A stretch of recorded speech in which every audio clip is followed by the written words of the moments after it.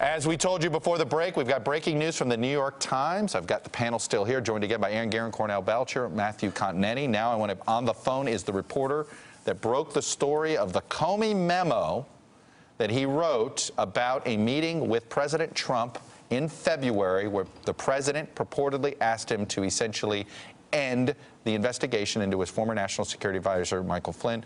Michael Schmidt is on the phone now, the reporter of this story.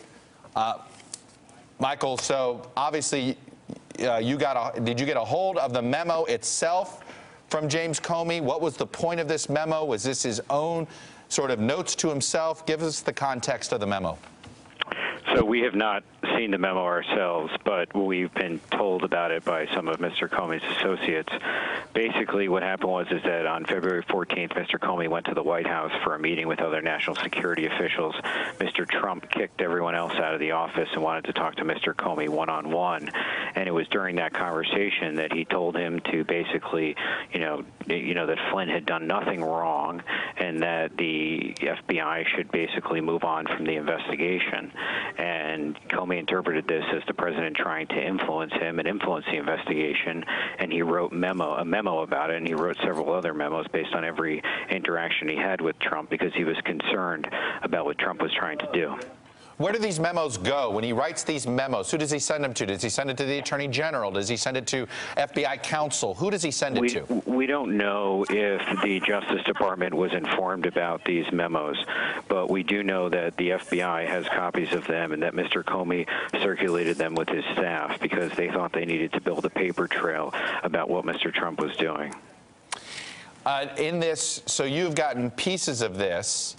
Is this perhaps one of the meetings President Trump was referring to when he said 3 different times Director Comey assured him he was not a target of the investigation?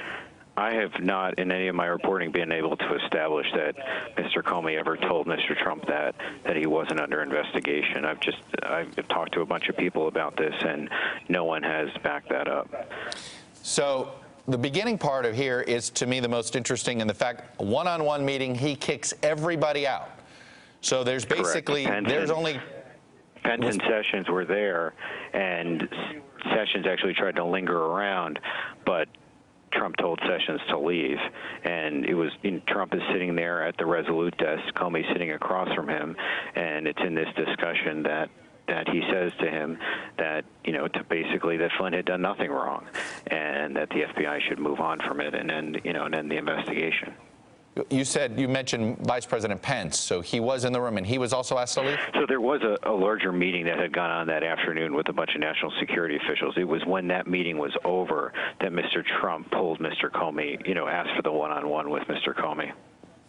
And at this point, I assume you asked the White House if there would be a transcript or any sort of evidence of this meeting, taped or otherwise? Well, the White House said that Mr. Comey had been there. Mr. Comey, it's a matter of record that Mr. Comey was there, but the White House said that Mr. Trump had not said this to Mr. Comey. He had never tried to influence Mr. Comey in that way.